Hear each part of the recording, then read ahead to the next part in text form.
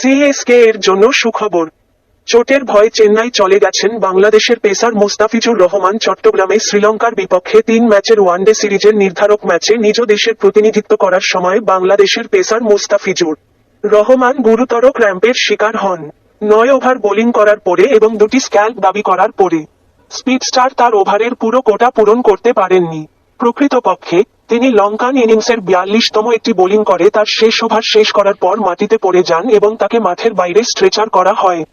IPL 2024 এর আগে MS ধোনির নেতৃত্বাধীন চেন্নাই সুপার কিংসের সিএসকে দুশ্চিন্তায় যোগ করা। সিএসকে ইতিমধ্যেই ওপেনার ডেভন কনওয়ে এবং মহেশ পাথিরানা ছাড়াই রয়েছে, কারণ এই জুটির অংশগ্রহণ অন্ধকার মেঘের নিচে রয়েছে। যাই হোক, মুস্তাফিজুর, ভালোবেসে দ্য ফিজ নামে পরিচিত, তার আইপিএল 2024-এ অংশগ্রহণের বিষয়ে হাওয়া পরিষ্কার করেছেন। তিনি তার সোশ্যাল মিডিয়া প্ল্যাটফর্ম এক্স, পূর্বে টুইটারে একটি পোস্ট শেয়ার করেছেন। তিনি চেন্নাই চলে যাওয়ার সাথে সাথে সিএসকে সেটআপে যোগদানের বিষয়ে এখানে পোস্ট আছে। বাংলাদেশ শ্রীলঙ্কা তৃতীয় ওয়ানডেতে তার পারফরমেন্স সম্পর্কে কথা বলতে গিয়ে 3 ওয়ানডেতে তার প্রথম খেলায় 39 রানে 2 উইকেট নিয়ে শেষ করেছিলেন মুস্তাফিজুর। ফাইনাল ম্যাচে লঙ্কানদের 4 উইকেটে হারিয়ে 2-1 ব্যবধানে সিরিজ জিতে নেয় বাংলাদেশ।